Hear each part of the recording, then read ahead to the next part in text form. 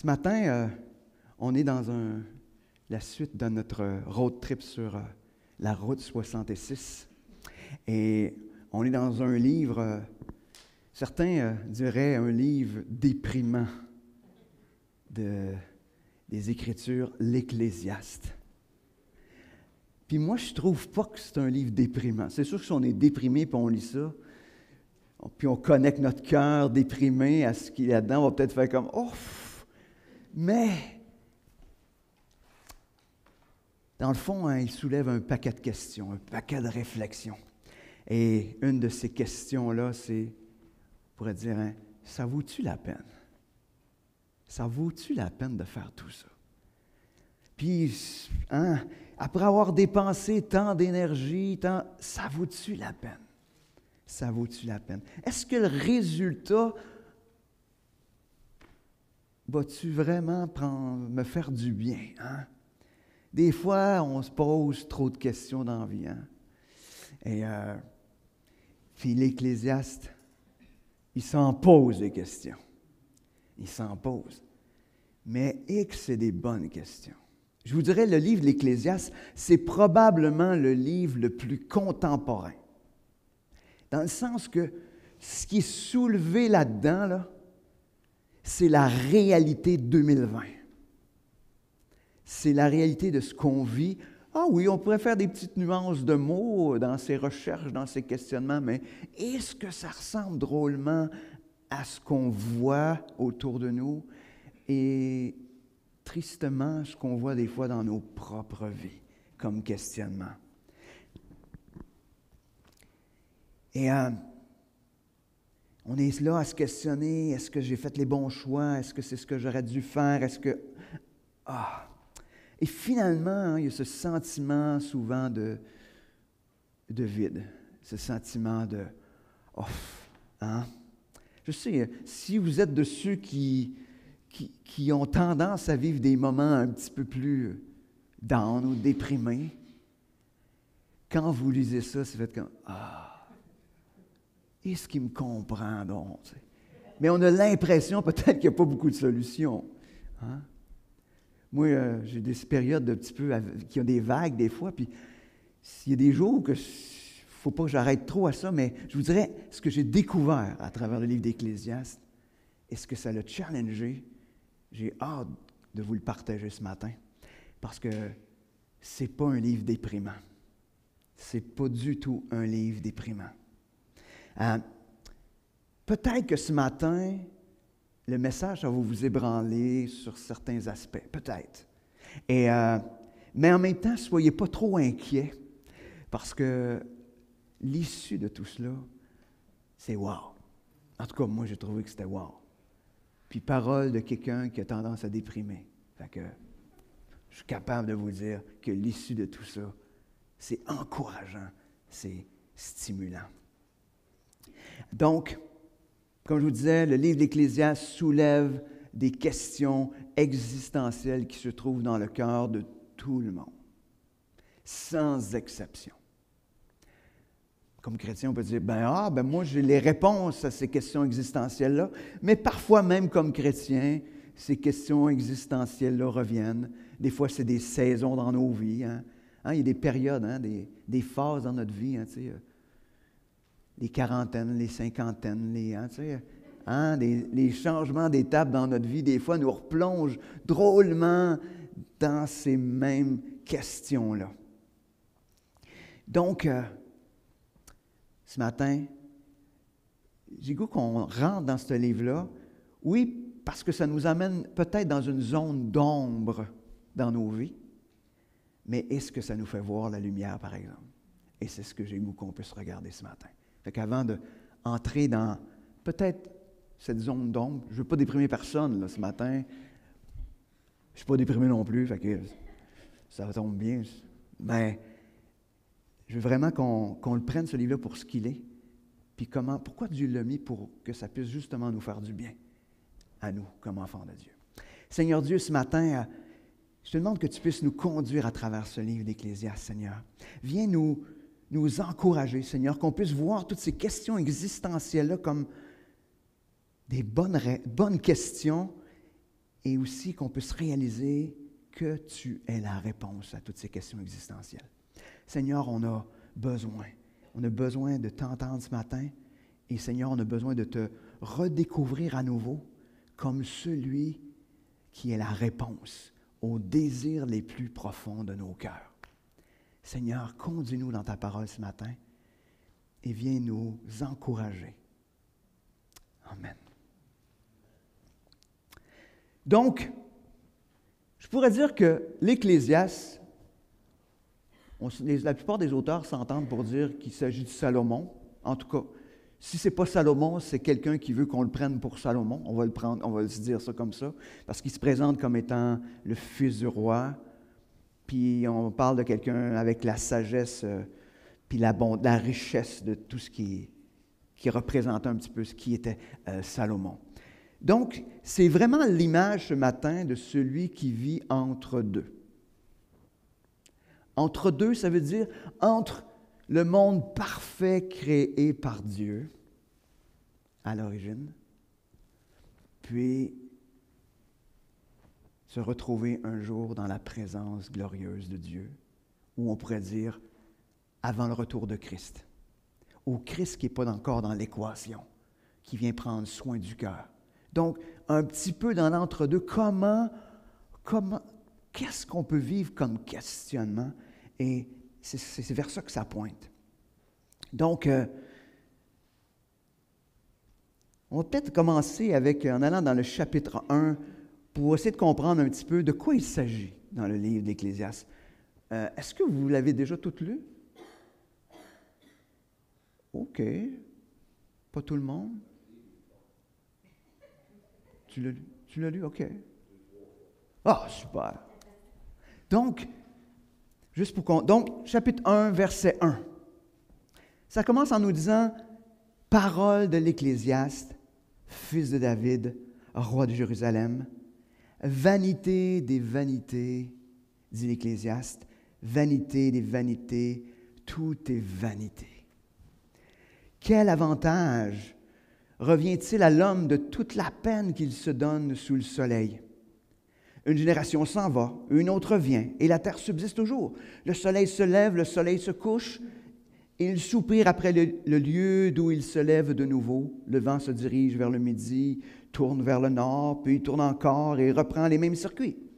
Tous les fleuves vont à la mer et la mer n'est point remplie, et il continue à aller vers le lieu où il se dirige. Toutes choses sont en travail au-delà de ce qu'on peut dire. L'œil ne se rassasie pas de voir et l'oreille ne se lasse pas d'entendre. Ce qui a été, c'est ce qui sera, et ce qui s'est fait, c'est ce qui se fera. Il n'y a rien de nouveau sous le soleil. S'il est une chose dont on dise, voici ceci, c'est nouveau. Cette chose existait déjà dans les siècles qui nous ont précédés. On ne se souvient pas de ce qui est ancien, et ce qui arrivera dans la suite ne laissera pas de souvenir chez ceux qui vivront après. J'ai un petit peu d'écho, je ne sais pas si ça sent. Donc, quand on regarde ce qui nous est dit dans ce texte-là, on voit vraiment que, vous vous souvenez, la semaine passée, on était dans le livre des Proverbes. Le livre des Proverbes, ce qu'on disait, c'est une généralité, ce qui devrait arriver. Donc, on ne pouvait pas le prendre comme une promesse, mais ce qui devrait arriver comme une généralité. Mais cette fois, on n'est plus dans les généralités, mais il est plus en train de nous dire, quand vous lirez, parce que je ne passerai pas au travers de tout l'Ecclésiaste, il est plus comme en train de nous dire, tu sais, fais le bien, ou tu sais, dans le fond, la généralité, c'est fais le bien, fais le bien et ça ira bien, fais le mal, ça ira mal. Mais là, cette fois-ci, ce qu'on retrouve plus, c'est, peu importe ce que tu fais, ça peut aller bien, mais ça peut aller mal, ça n'a pas rapport. Même si tu fais toutes les bonnes affaires, ça se peut que l'issue, ça ne soit pas bon. Puis tu peux faire toutes les mauvaises affaires, puis tu peux avoir une belle issue. Fait qu'imaginez, là, on est vraiment ailleurs dans le discours. Hein? On n'est plus juste « fais le bien, ça va aller bien ». Non, fais le bien, puis tu n'as aucune espèce d'idée si ça va aller bien. Imaginez quand on arrive avec ce constat-là, ça fait comme « ouf ». Hein? Ça commence pas facile, imaginez, là. Il commence en nous disant « tout est futile, tout est vanité des vanités. Plus loin, il va utiliser, c'est une vapeur. Hein? Être à la poursuite d'une vapeur. Je me souviens, quelqu'un m'avait dit, il travaillait dans une usine, puis quand il commençait à travailler dans l'usine, la joke qu'il faisait à tout le monde, et il demandait, va chercher une chaudière de steam. Une chaudière de vapeur. Puis là, la personne qui me l'a conté est partie avec sa chaudière chercher de la steam. Il demande à tout le monde, où c'est que je peux aller chercher ça? Puis il dit, ah, c'est pas ici, va ailleurs, va voir. Tu sais. Et c'est une poursuite inutile, hein? Essaye d'emmener une chaudière de vapeur. C'est impossible. Hein? Peut-être qu'il était là. Peut-être qu'il était dans le bureau de la secrétaire, effectivement, mais dans les faits, hein, c'est une poursuite inutile. Quand on poursuit une vapeur ou quand on dit tout est vanité, ça veut dire peu importe ce que tu poursuis, tu l'attraperas jamais. Et il est en train de nous dire d'une certaine manière que la vie, c'est comme un cycle sans fin. Que pas ce qui se passe va continuer à se passer de la même manière. Le soleil va continuer à se lever, à se coucher, puis à se relever, puis à se coucher. L'eau va continuer à couler vers la mer, puis dans le fond, quand il nous dit, c'est, ben, elle va repartir en vapeur, puis elle va revenir dans la rivière, puis elle va recouler. C'est un cycle sans fin. De même manière, notre vie est comme un cycle sans fin. Si je continue de même, je sais, je vais vous déprimer, hein? Hein, oui, tous les matins de la semaine, on se lève pour aller travailler. Toujours le même cycle, hein? On travaille, on se lève, on va travailler, on revient du travail, puis on est fatigué. Puis là, on s'écrase. Puis là, il faut aller se coucher. Hein? Puis là, des fois, on étire d'aller se coucher parce qu'on sait que le lendemain, le cycle reprend. Hein? Vous voyez, je suis capable de vous emmener dans... Mais c'est ça. Donc, ce qu'il est en train de présenter, c'est cette réalité-là, puis cette réalité que tout le monde, à un moment donné, dans sa vie, fait comme constat. Et on va un petit peu découper en 3 sections ce qu'on peut apprendre ou ce que ça nous révèle le livre de l'Ecclésiaste. La première des choses, on l'a déjà un peu constaté, le premier élément de cette réalité-là, c'est que la vie, elle est insatisfaisante. C'est insatisfaisant. Nous sommes à la poursuite constante de quelque chose de plus. Et vous citez Blaise Pascal, parce que je sais que ça chame beaucoup Blaise Pascal, hein, qui lui disait qu'il parlait du vide, hein, qui était à l'intérieur, qui était à la grandeur de Dieu. Il y a un vide dans le cœur de l'homme qui est là. Et ça veut juste dire que ce vide-là, peu importe avec quoi que tu essaies de le remplir, c'est la grandeur de Dieu. Fait que bonne chance. Il va falloir que tu travailles fort, ce qui n'arrivera jamais. Mais si on tourne dans Ecclésiaste 2, on voit comment il va nous parler de cette vie qui est insatisfaisante. Et je vous encourage à lire le livre d'Ecclésiaste. Vous allez voir vraiment tout ce qui fait ressortir. Fait que j'en prends juste une section. Mais dans Ecclésiaste 2, verset 1, « J'ai dit en mon cœur, allons et je t'éprouverai par la joie. Et tu goûteras le bonheur, et voici, c'est encore là une vanité.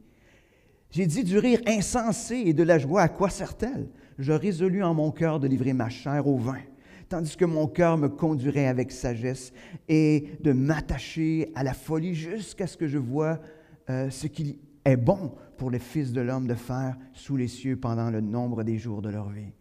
J'exécuterai de grands ouvrages, je me bâtis des maisons, je me plantai des vignes, je me fis des jardins, des vergers, j'y plantai des arbres à fruits de toute espèce. Je me créai des étangs pour arroser la forêt où croissaient les arbres. J'achetai des serviteurs, des servantes, j'eus leurs enfants nés dans la maison, je possédais des troupeaux de bœufs et de brebis, plus que tous ceux qui étaient avant moi dans Jérusalem. Je m'amassai de l'argent et de l'or et la richesse des rois et des provinces. Je me procurai des chanteurs, des chanteuses et les délices des fils de l'homme, des femmes en grand nombre. Je devins grand, plus grand que tous ceux qui étaient avant moi dans Jérusalem. Et même ma sagesse demeura avec moi. Tout ce que mes yeux avaient désiré, je ne les ai point privés. Je n'ai refusé à mon cœur aucune joie, car mon cœur prenait plaisir à tout mon travail. Et c'est la part qui m'en est revenue. Puis j'ai considéré tous les ouvrages que mes mains avaient faits, et la peine que j'avais prise à les exécuter, et voici, tout est vanité et poursuite du vent. Et il n'y a aucun avantage à tirer de ce que l'on fait sous le soleil. Ouf! Il avait les moyens de faire ce qu'il voulait. Hein? C'est le roi le plus riche, il était sage, et il pouvait faire ce qu'il voulait. Il a tout fait, tout fait. Il s'est dit, un peu plus de joie. Hein? Je vais me payer la traite pour être le plus joyeux possible. Un peu plus de joie. Il s'est dit, un peu plus de fête, on va faire la fête. Hein, des fêtes, on va se payer la traite, être sur le party tout le temps. On va faire ça. Un peu plus même de folie. On va me laisser aller à toutes sortes de folies. Pas de trouble. Un peu plus bâtir, un peu plus construire. Un peu plus de créativité, hein, tous ces jardins qu'il a fait créer. Un peu plus, pourquoi pas? Un peu plus posséder. Posséder toutes les choses, des richesses, toutes.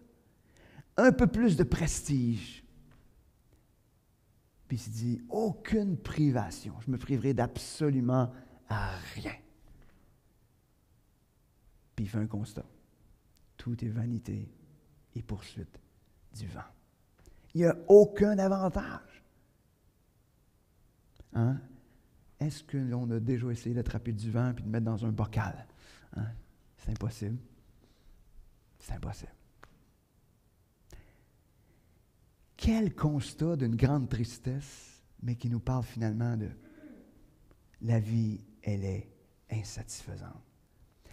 Et j'ai presque le goût de nous dire, est-ce que des fois nos vies ne ressemblent pas à ça? Être à la poursuite de la chose qui va nous... La chose ou n'importe quoi qui va nous rendre heureux, qui va donner de la satisfaction. On le voit, hein, des fois, on désire à posséder quelque chose, puis l'instant qu'on l'a,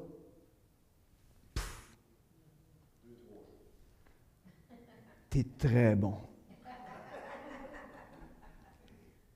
Mais inévitablement, il y a la patente qui manque. D'ailleurs, aujourd'hui, le commerce est bâti là-dessus. Tout le monde a besoin du téléphone le plus récent, tu sais. Parce que si tu ne l'as pas, tu sais, mais tout est bâti. La publicité elle est bâtie sur l'insatisfaction de la vie. Mais en même temps, on est avide de toutes sortes de choses. On pense que si on possède cette chose-là, nous allons être plus heureux. On pense que si on fait cette chose-là, on va être plus heureux. Quand on est à la poursuite de likes sur Facebook, on pense que parce qu'on voit du prestige ou de la renommée, on va être plus heureux. Bien, savez-vous que quand on a atteint 100 000 likes, on en veut 200 000. Puis quand on est à 200 000, on en veut 1 million. Il n'y a pas de fin à ça. Il n'y a pas de fin. Il n'y a pas de fin parce que tout ce qu'on tente de faire pour créer le bonheur en nous par nos propres forces, c'est insatisfaisant. La vie, elle est insatisfaisante. Et c'est pour... Moi, je pense que c'est Dieu qui permet ça, que la vie soit insatisfaisante. Si elle était satisfaisante, on n'aurait probablement pas besoin de lui. Mais malheureusement, je trouve des fois, même comme chrétien, on se satisfait de l'insatisfaisant. On est content de ce qu'on a, puis on se dit, « Hey, je suis heureux, je suis bien de même. » Oui, OK. Au point qu'on met Dieu de côté, qu'on le met à l'écart. On se satisfait. Est-ce que des fois, dans nos vies, on n'est pas un peu comme ça? On a tout un petit peu, pas tout à la grande échelle, mais on a tout un petit peu cette recherche de quelque chose qui va faire, le petit oomph, tu sais, le petit... Puis même sur le plan spirituel ou même dans une église, hein, ça peut être autant notre ministère qui est plus prolifique ou plus... Des fois, il y a cette... Même dans quelque chose qui a l'air spirituellement correct, on peut être à la recherche du bonheur en dehors de celui qui produit le bonheur ou qui donne le bonheur. Donc, le premier constat de l'Ecclésiaste, la vie, elle est insatisfaisante. Je ne sais pas si vous êtes d'accord avec son constat, là. Mais ce qui est intéressant, c'est la suite. Il nous explique pourquoi elle est insatisfaisante. Elle est insatisfaisante. Puis, on retrouve la réponse dans Ecclésiaste chapitre 3. Verset 19. Car le sort des fils de l'homme et celui de la bête est pour eux un même sort. Comme meurt l'un, ainsi meurt l'autre. Ils ont tous un même souffle, et la supériorité de l'homme sur la bête est nulle. Car tout est vanité, tout va dans un même lieu, tout a été fait de la poussière, et tout retourne à la poussière. Qui sait si le souffle des fils de l'homme monte, et si le souffle de la bête descend dans la terre? Et j'ai vu qu'il n'y a rien de mieux pour l'homme que de se réjouir de ses œuvres. C'est là sa part, car ce qui le fera jouir de ce qui sera après lui. En fond, il est en train de dire, la vie, elle est insatisfaisante parce qu'on va mourir. Parce qu'on va mourir. Puis, c'est le constat qu'il fait. C'est, qu'est-ce qui arrive après? Tu sais? Puis tout ce que je vais profiter de cette vie-là sur Terre, là, tout ce que je vais avoir, même amasser, même si je réussirais à amasser d'immenses biens, d'immenses richesses, qu'est-ce que ceux qui vont rester après moi vont en faire? Qu'est-ce qu'ils vont en faire? Je n'ai aucune idée. Puis c'est correct aussi. Mais on n'en a aucune idée. Fait qu'on est là pour peut-être pas grand-chose. Et je ne sais pas si vous avez déjà remarqué, mais chaque fois que quelqu'un autour de nous décède, puis quand c'est quelqu'un de proche de nous, c'est encore plus frappant. Il y a cette remise en question qu'on a tout le temps. Est-ce que je suis en train de faire la bonne affaire? Cette personne est morte, puis est-ce que j'ai pris le temps d'être avec cette personne-là? Est-ce que je suis en train d'investir dans la bonne affaire qui va faire que quand je vais mourir, finalement, les gens, ils ne seront même pas là, pas touchés, pas dérangés. On remet notre vie, un peu les questions existentielles reviennent en avant-plan. Je suis en train de perdre mon temps avec des futilités. Est-ce que j'ai priorisé les choses au lieu des personnes? Hein, c'est le genre de questions qu'on se pose. Mais malheureusement, ça ne demeure pas longtemps, même ce questionnement-là. Parce que je sais, je l'ai expérimenté. Quand mon père est décédé, hein, je dis « Oh, wow! » Là, je suis devenu vraiment comme alerte. Puis c'est drôle qu'au fil du temps, j'ai perdu ce questionnement-là. Pourquoi? Parce que je pense qu'on n'aime pas se questionner là-dessus. On n'aime pas ça. On a l'impression qu'il faut profiter de la vie au maximum.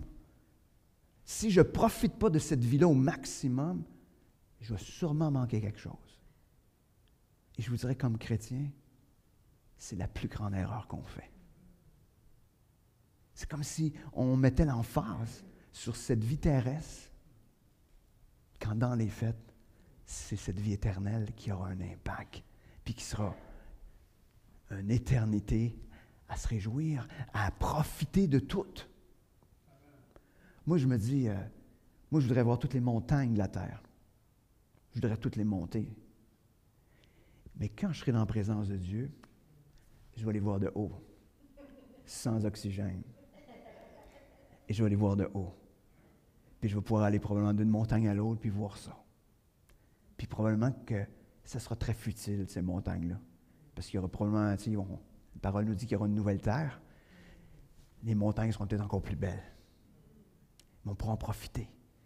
Mais c'est comme si on a l'impression que si je n'ai pas cette chose-là, si je n'ai pas ramassé cela, je suis en train de passer à côté de ma vie. Je ne sais pas si vous vous souvenez, il n'y en a pas beaucoup qui étaient là à cette époque-là, mais j'avais fait une illustration.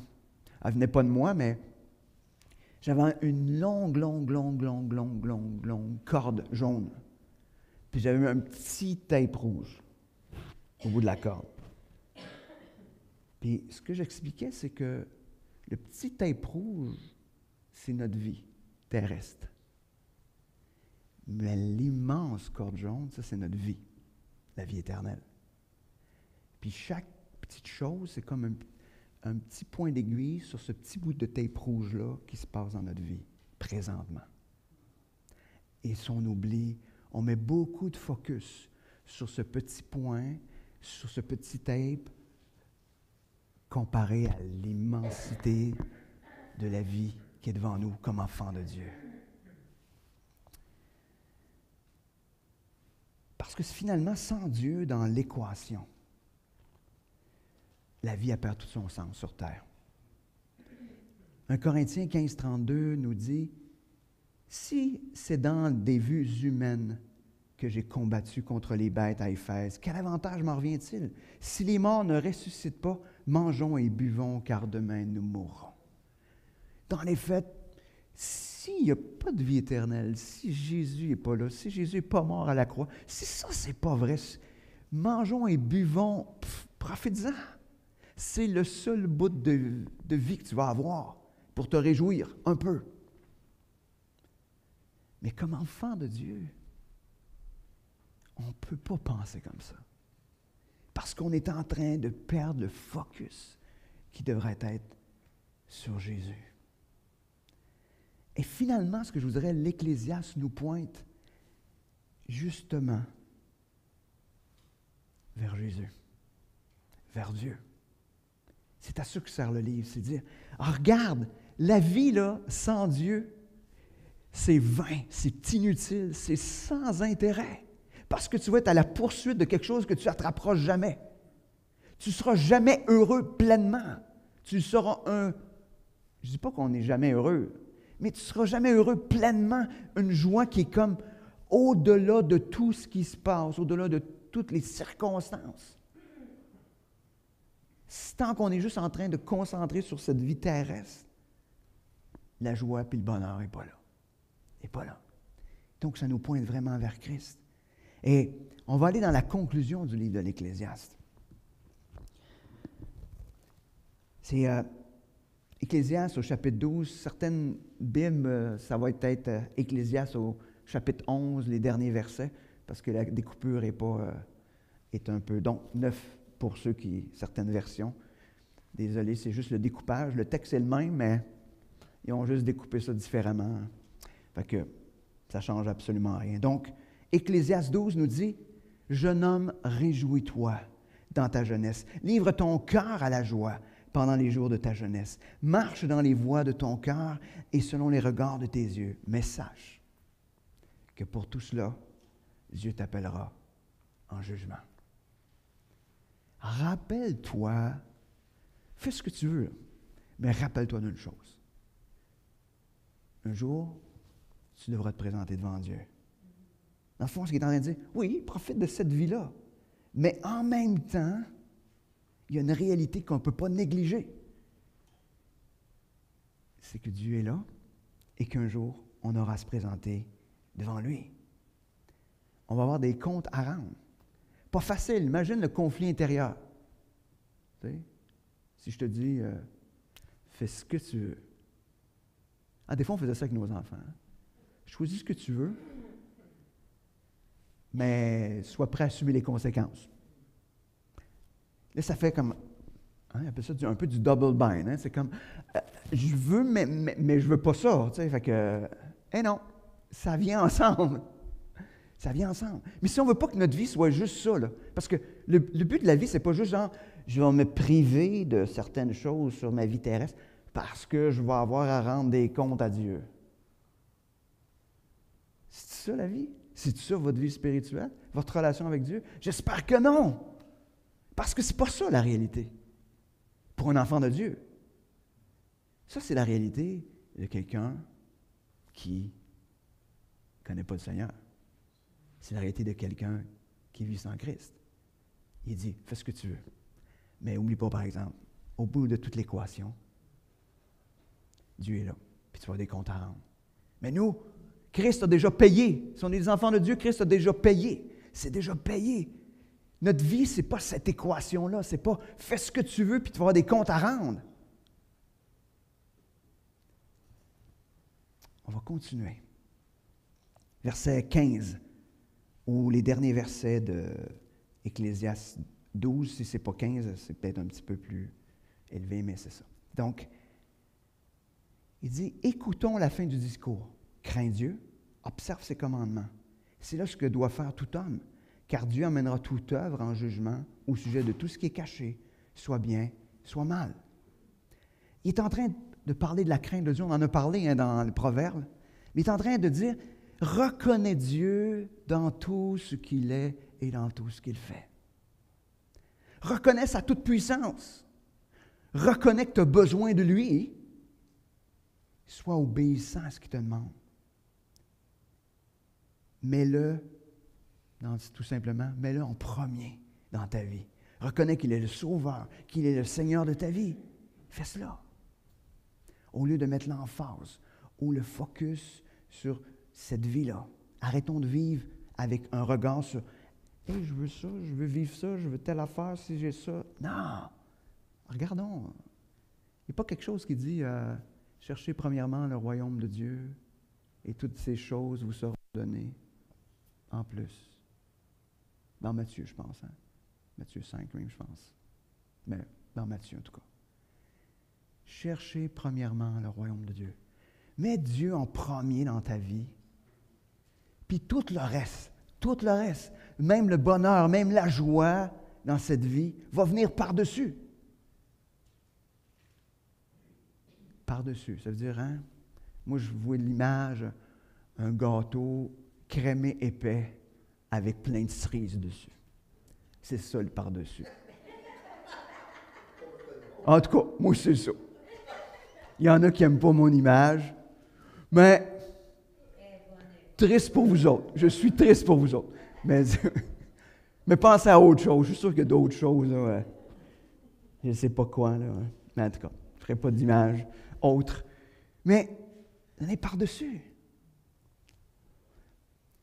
Et j'ai goût de vous emmener ce matin, peut-être dans la conclusion de ce message-là, dans 1 Corinthiens 15. On a déjà vu un verset dans Corinthiens 15, mais c'est un des plus beaux passages qui nous parle de la résurrection de Jésus. Comment sa mort à la croix, pour nous offrir ce pardon, cette réconciliation avec Dieu, comment Dieu, par la résurrection de Jésus, est venu confirmer que le pardon est accordé. Et non seulement ça, mais comment la résurrection de Christ vient donner un sens à notre vie. Parce que dans les faits, ce que l'Ecclésiaste disait en disant vanité des vanités, c'est-à-dire la vie n'a pas de sens. Pourquoi on vit cette vie-là? Donc, 1 Corinthiens 15, verset 14, ça nous dit « Et si Christ n'est pas ressuscité, notre prédication est donc vaine, et votre foi aussi est vaine. » Verset 17. « Et si Christ n'est pas ressuscité, votre foi est vaine, vous êtes donc encore dans vos péchés. » Vous ne trouvez pas un petit côté de vanité? Là? Tout est vanité. Il parle de vain, hein? Ce qu'il est en train de dire, c'est que si Christ n'est pas dans l'équation, c'est vain. Puis imaginez que si nous, comme enfants de Dieu, là, on se comporte comme si Christ n'était pas là, vous êtes vraiment en train de perdre votre temps. Ça donne quoi de venir ici? Ça donne quoi de même lire la Bible? Si on perd de vue la perspective que Christ est ressuscité, puis l'œuvre qu'il a accomplie à la croix, si on perd cette vue-là, cette perspective-là, et c'est pour ça, je crois, que des fois, comme enfant de Dieu, on devient par moments déprimé. C'est qu'on perd cette perspective-là. Puis c'est une espèce de cycle, puis de choses qui continuent comme ça. Tu sais, on perd de vue, on arrête de lire. Plus qu'on arrête de lire puis de méditer la parole, plus qu'on le perd de vue. Puis là, à un moment donné, une espèce de distance qui s'est créée.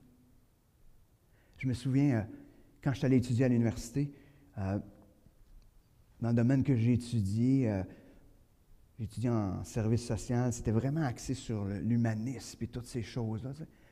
Puis je ne m'étais pas aperçu, mais plus que ça allait dans le temps, au bout de 3 ans et quelques, je n'étais pas encore allé assez loin, je suis allé faire ma maîtrise pour continuer. Tu sais. Donc, je rajoute là-dessus un autre 5 ans. Après 8 ans, là, j'avais malheureusement perdu de vue Dieu. J'étais tout en train d'interpréter les choses à partir de la pensée humaine et humaniste des choses. Et j'avais perdu cette perspective-là. Et c'est probablement une des périodes dans ma vie les plus sombres. Parce que j'avais perdu de vue le sens réel de la vie. Donc, comme enfant de Dieu, on a cette espérance-là que Christ est ressuscité. On a cette espérance-là que parce qu'il est ressuscité, notre vie, elle a un sens. Parce qu'on est pardonné, parce qu'on est réconcilié, puis parce que non seulement notre vie, elle n'est pas juste le nombre d'années qui va se passer sur terre, mais ce qui est à venir. Peu importe le nombre d'années qu'on passe ici, je ne sais pas si vous savez, mais 20 ans qu'on vit sur terre, plus l'éternité, ou que tu en aies vécu 110 plus l'éternité, ça ne paraîtra pas beaucoup. Il n'y aura pas une grosse différence. C'est le total, là. On ne s'ostinera pas pour une poussière près. Hein? Verset 20, dans 1 Corinthiens 15, nous dit, « Mais maintenant, Christ est ressuscité des morts. Il est les prémices de ceux qui sont morts. Car puisque la mort est venue par un homme, c'est aussi par un homme qu'est venue la résurrection des morts. » Il est en train de nous dire, soyez certains d'une chose, frères et sœurs. Christ est mort. Et il est ressuscité. Et ça donne toute cette espérance-là. Vous n'êtes plus obligé de juste focusser sur ce que la vie humaine terrestre peut vous apporter ou non. Vous n'êtes pas obligé, non seulement ça, vous ne devriez même pas. Parce que ce que Christ vous apporte par sa résurrection est tellement grand. Arrêtons de focusser là-dessus. Et quand on arrive à la fin d'un Corinthiens 15, au verset 58, un texte qu'on connaît bien. Mais il est en train de dire, « Ainsi, mes frères bien-aimés, soyez fermes, inébranlables, travaillant de mieux en mieux à l'œuvre du Seigneur, sachant que votre travail ne sera pas vain. » Votre travail ne sera pas vanité des vanités et poursuite du vent dans le Seigneur. Votre vie a un sens parce que vous êtes des enfants de Dieu, parce que vous êtes réconciliés avec Dieu. Votre vie a un sens. Donc, ce matin, quand on regarde le livre d'Ecclésiaste, ne soyons pas déprimés à la lecture du livre d'Ecclésiaste. Ce livre-là est juste tout simplement en train de nous rappeler la vie sans Dieu, c'est ça. C'est ça. Lisons-le comme un rappel flagrant que c'est plus ça qu'on veut. Parce qu'on a connu meilleur. Soyons pas accrochés à ce qui est vanité des vanités, poursuite du vent, quand on a ce qui est de meilleur. Et c'est Jésus.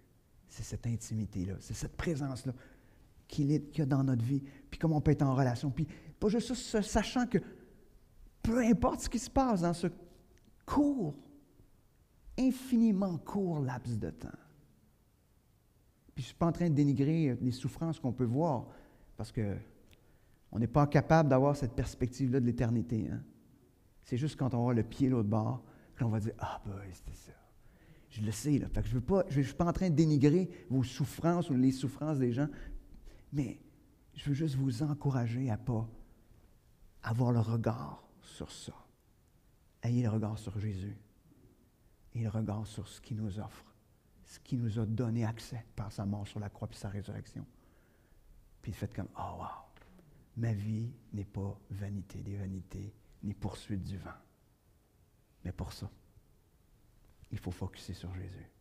Il faut focuser sur ce qu'on a en lui. Donc, avec Christ, rien n'est vanité des vanités et poursuite du vent. Est-ce qu'on le croit? Prions. Seigneur Dieu,